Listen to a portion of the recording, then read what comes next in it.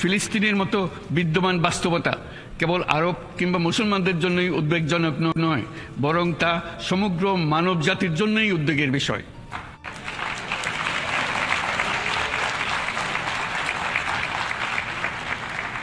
একজন মানুষ হিসেবে প্রত্যেক ফিলিস্তিনির জীবন অমূল্য।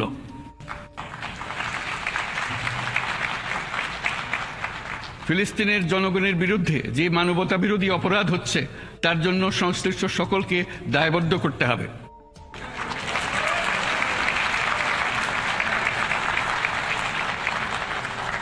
ফিলিস্তিনের জনগণের উপর চলমান নৃশংসতা, বিশেষত নারী এবং শিশুদের সাথে প্রতিনিয়ত যে নিষ্ঠুরতা বিশ্ব দেখাচ্ছে, তা থেকে নিস্তারের জন্য বাংলাদেশ অনতিবিলম্বে সম্পূর্ণ যুদ্ধবিরতির আহ্বান জানাচ্ছে।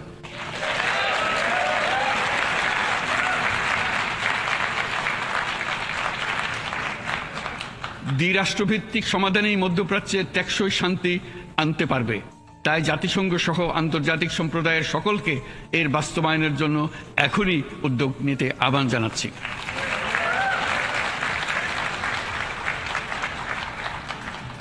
গত 2.5 বছর ধরে ইউক্রেনে চলমান যুদ্ধে বহু মানুষ প্রাণ হারিয়েছে।